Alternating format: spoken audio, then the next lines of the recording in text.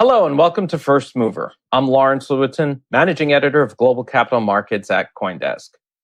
As we head into the Labor Day weekend, CoinDesk TV wishes to recognize all of our team members. Every one of them has worked many extra hours to bring you all the news you need to be on top of crypto and ahead of the game. My colleagues, please have a great day off. You've earned it.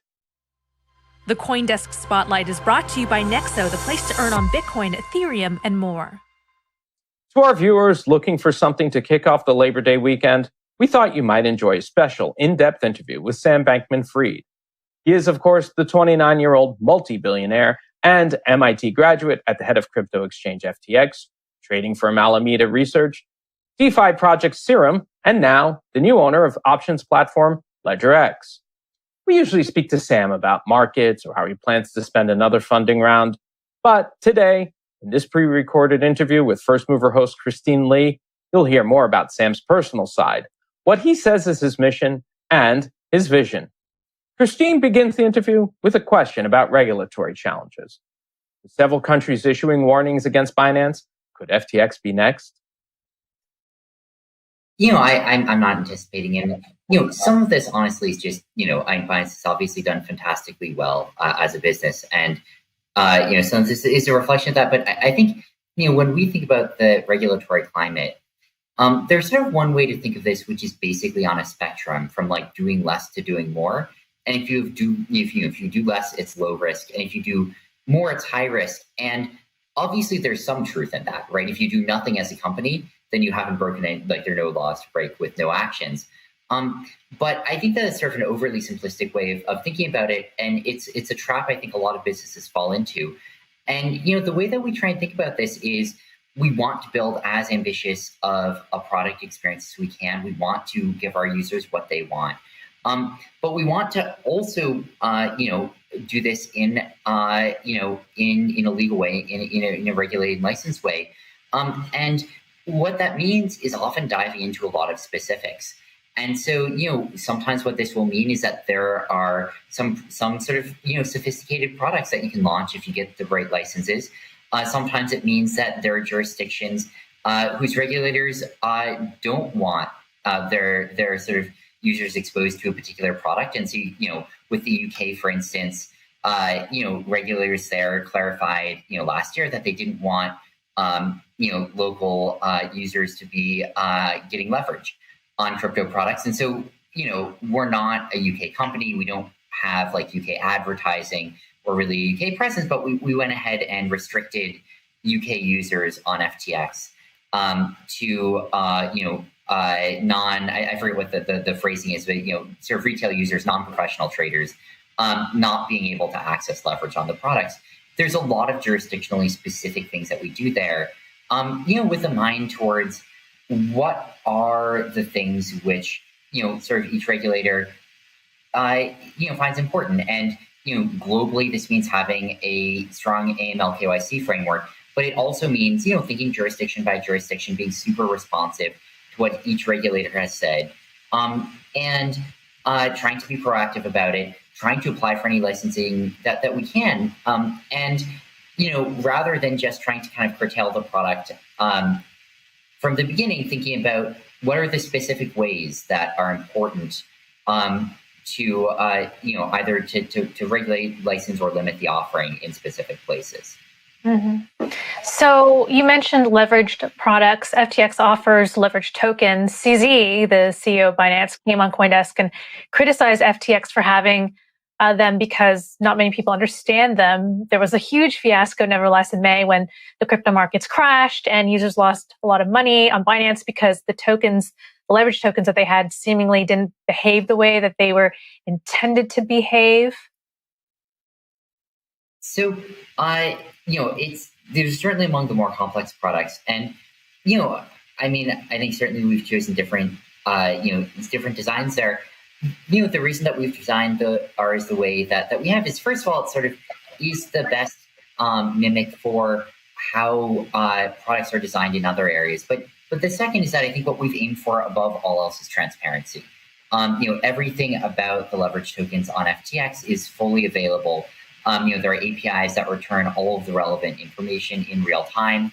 And historically, We have web pages up that give all the relevant information about them. And we'll give you historical data as well. It's sort of completely transparent about exactly how they behave. I think they're products that a lot of users like because they allow them to get, 3x exposure without having to have liquidation, liquidations on their account and without having to manage the margin themselves. And it can be a useful product also for other venues that want to list them because these are tokenized, they're ERC20 tokens, but that don't have, risk engine or liquidation engine themselves. And so you can sort of offload to leverage tokens. So I do think that there are full uses of them. They're also sophisticated products. And, we have a lot of, explainers. In order to trade them, you need to go through a quiz on FTX. And we are, everything about them is fully laid out. Right. How about that concern? And a lot of regulators talk about this, that, a lot of people, retail users may not understand these products, and maybe it's not a great idea to put them out there and have that risk of them losing a lot of money. I think we're sensitive to that. And, I may certainly be interested in getting more user feedback on them. I will say that, we do have, so in order to ever trade a leverage token on FTX, you have to first pass a quiz about how they work. And this quiz includes some of the, sort of like the intuitive properties from their names and also the unintuitive properties, and has links to documents that explain exactly how they work in detail. But you have to first sort of correctly answer the questions about how they behave in order to first trade them. It's not a foolproof system, but we see it as a way of, sort of raising the barrier for understanding to be able to trade them so that it's not, not only is it just like a self-certification thing, but at least demonstrating some amount of awareness of it. It's something that some of our users really like, how they work. Some of the users don't like it. But I think it's also something we're totally open to feedback, frankly, from regulators on it. If this is a product earlier, that it doesn't want, we're happy to risk. Right. So just switching topics, earlier CZ told me that decentralized finance would eventually take over centralized finances, and that's why Binance is getting into the whole DeFi area. Is that something you agree with? I don't think it's going to take over centralized finance. I think it might grow a lot from where it is today. Right now it's 5% of crypto and 0% of anything outside of crypto. And I think that in the case where it gets huge, where it does really, really well, it could get up to 15 to 25% of finance on DeFi. I think it's going to be hard for it to get close to 50 or 100% because it's fundamentally not super. It's not super computationally efficient. When you're using DeFi, you have to have thousands of nodes computing every transaction, and you have just limitations of a minimum possible latency of around 100 milliseconds, because that's how long it takes light to travel around the world. So, HFT firm to HFT firm trades aren't a great fit for DeFi. Video hosting, not a great fit for DeFi. There are sort of some things that don't really fit well in that paradigm, which I think is going to limit it from taking over everything. But I do think that it could, if it improves a lot in the user experience and transactional throughput, become a significant. You co-founded Project Serum, your entry into the DeFi space. Tell me a bit about Serum and the power that it gives users. Yeah, so, when we're thinking about Serum, what we're thinking about is okay, you could imagine 20%, something like that, of transactions happening in DeFi. What would it take to get there? What would you have to build in order for that to be even a possibility? And I think one of the core things is it needs to be really, really high throughput. The largest companies, the largest transaction facilities, the largest social networks, they have millions of transactions per second. And so you need to build a decentralized ecosystem with millions of transactions a second if you want to really reach that upside. And so what Serum is it's built on Solana, which is, as far as we can tell, probably the most scaling blockchain that exists today. It's at 50,000 or so transactions a second right now, but has a coherent roadmap to grow that out to millions. And no other layer ones are even close to that in terms of their ambition. And then we help build out a DEX on Solana, Serum DEX, which it's unlike sort of most existing DEXs. It's not an automated market maker. It's not sort of a sort of simplified version of an exchange to fit in a low transaction environment, it's actually a full exchange with an order book, a matching engine, fully on-chain, fully decentralized, which I think is sort of like is the core liquidity venue that you see across all areas of finance. And, hoping that it can serve as a building block for an ecosystem. And do you see Project Serum evolving or complementing with FTX or Alameda Research in some way? I think it totally could. There's a lot of interconnectivity in the crypto ecosystem. Whether you look at Solana and SPL token support by FTX, where a lot of people use it as a ramp for DeFi. Whether you look at or token listens, frankly, whether you look at liquidity in the Serum ecosystem, I think that there are lots of ways to cooperate and to work together. Although I do think of it as fundamentally a different enterprise than either of those, and a natively decentralized one.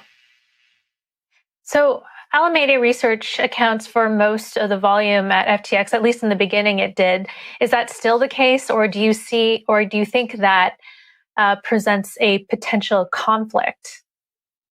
Yeah, it's a good question, and I think it was stressful at the beginning because of that. And when FTX was first founded, Alameda was a very large fraction of the volume there. It was really valuable because it helped FTX, kind of solve this chicken and egg problem of how you can get an exchange that has liquidity with no users or users with no liquidity. But I also think it's not the healthy long-term situation.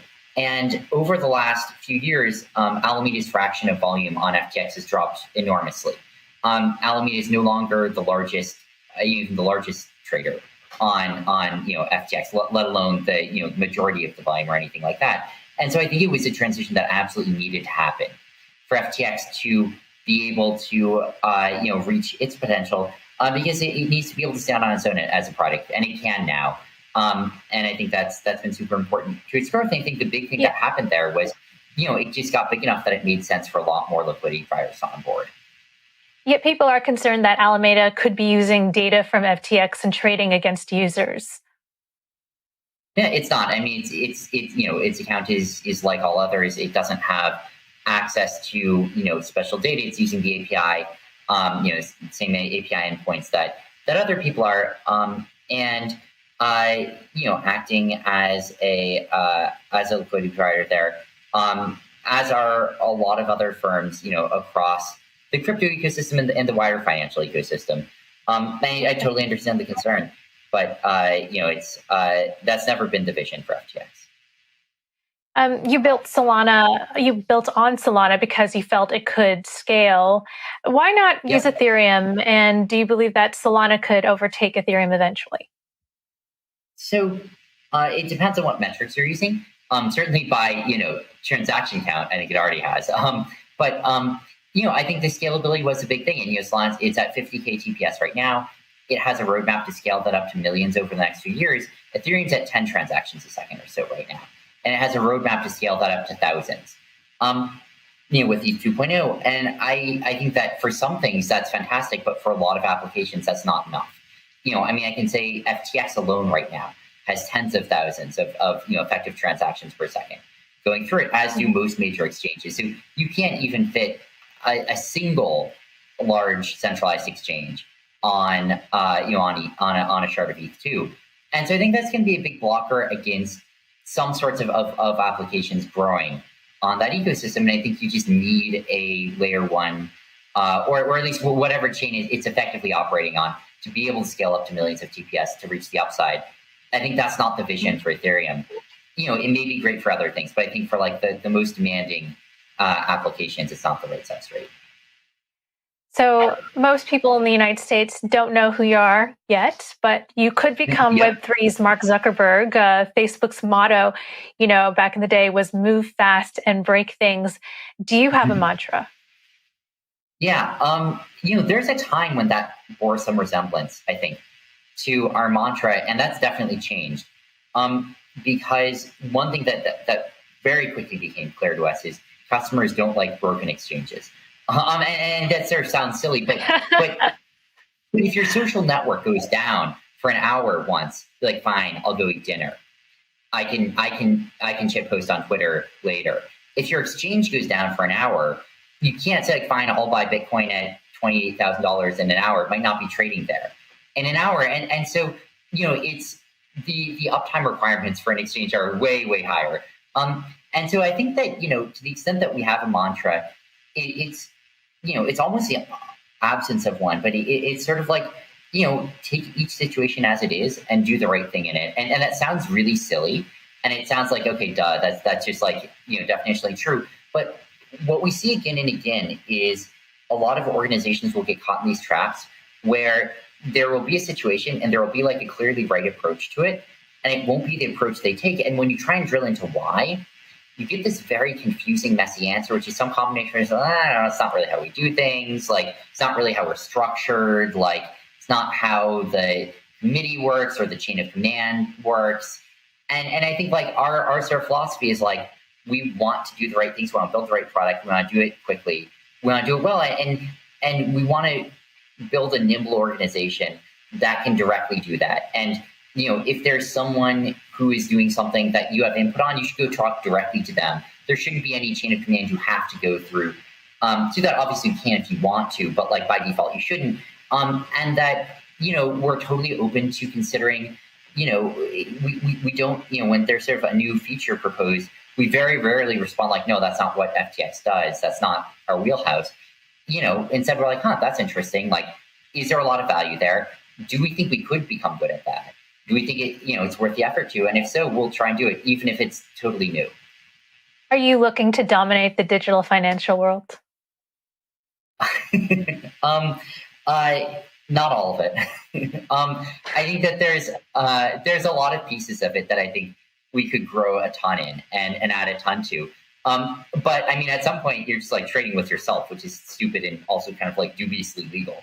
And so like, obviously, like, what is FTX? It's sort of a piece of infrastructure, right? And so, FTX is not the buyer, it's not the seller, it's not creating the demand or the supply. What it is it's building out the infrastructure and tooling to allow people to do the things that they want to do. And that's sort of how I think about it most. And so when I think about, what areas of, the digital ecosystem and, especially the digital financial ecosystem, it would make sense for FTX to try and become big in, what I think about is in every area, what does the infrastructure look like? And is that something that FTX should be trying to provide? Rather than like, but not sort of thinking about like, well, where's the, should it be the buy or sell demand? That's sort of not what FTX does. Okay. Well, nevertheless, you're making your presence known. You've recently announced your partnership with Tom Brady and Gisele Bündchen. You first appeared in a conversation with Tom Brady at Consensus by CoinDesk this past May. We'd love to be able to take the credit, but maybe you can tell me more about that, how that relationship came about. Yeah, it's a ton of fun. So I think we originally reached out to sort of them and their agents and started talking, just sort of kicking the tires on whether there's a partnership there that made sense. And I think what quickly became, and we did it because I think they're sort of like, really transcend their genres to kind of an impressive degree. And they have sort of an audience and personality and brand that really is a lot bigger than like, just football or modeling. And I think that like one of the, that's sort of like obviously one thing we're looking for, but the other big thing, which is that we were excited to deal with them, they're excited to deal with us. That's worth so much. It's worth so much more than almost anything else that, they're just like, Tom's excited about crypto and about exploring it more and has been for a while, but from before we ever met. And, I think Gisele's really excited to work with us on the foundation. And that just means there's going to be so much more that we can do together. Cool. Yep. Giselle's taking a charitable role, I understand. Tom Brady will be a spokesperson. And I understand charity is very important to you. You also have the MLB sponsorships, FTX Arena, which is the arena where the Miami Heat play. Yep. A lot of crypto bros use their wealth to party and live a hedonistic lifestyle. Yet I'm told you still live with roommates. You sleep on a bean bag in your office and you believe in effective altruism. So first of all, is it still true that you live with roommates? Second, how often do you really sleep on that bean bag? And third, tell me how you got into effective altruism. I'm at my apartment right now with roommates who are probably asleep, hopefully still asleep even though I'm talking. I sleep on the beanbag most nights. I think more than half the time that I sleep, I am on the beanbag next to my desk, and it's sort of unusual, but I find that it helps me focus. I find that it helps me keep concentration, sort of keep my mental space focused, rather than having to sort of like relearn everything each morning and reboot up. In terms of effective altruism, I sort of got into it in college originally. I sort of have been a utilitarian for a while, but hadn't thought at all about what that actually meant for my life until college. And I sort of got there, and kind of like quickly became like, okay, fine, yeah, there are implications that this has. Like, if you're actually thinking about what you can do for the world, that's going to have implications for how you should live your life. And got sort of involved with the EA community there, and ended up deciding to go into earnings to give, which is figuring out how I can make as much as I can and donate as much as I can, which led me to Wall Street, and then eventually where I am today. You were one of the top donors to the Biden campaign. How much of your income do you give away? Do you foresee a percentage every year, or how does that work? So eventually, basically all of it. This was a much easier question to answer when I was at Jane Street, sort of like, had like, salary and bonuses each year. And sort of like the answer is a bit over half that I was giving away. Planning to give the rest away later, storing some up for sort of like, exceptional opportunities. It's harder to define right now. So it's sort of like basically all of the like, money that I take out of any of the companies is just to donate. But most of the money that I'm sort of quote unquote making is staying in the businesses, because they're still scaling up a lot, and it'd be silly to be like fundraising and simultaneously taking out money. So just one last question, because we got to wrap up. Yeah. But would you say you're religious or adhere to a certain brand of philosophy? So I'm a utilitarian. And what that means basically is, in the end, I want to do whatever will sort of maximize ultimate aggregate, happiness and well-being. And that sort of sounds a little bit tautological, but I think it does have real implications. I think one of them is, you look at most of the people who will exist are not yet born in expectation. And so I think absolutely crucial is thinking about what things can we do today that might impact what the whole future looks like, what the whole run of the world does. And obviously that's a hard problem, but that it's not an impossible one to have some impact on.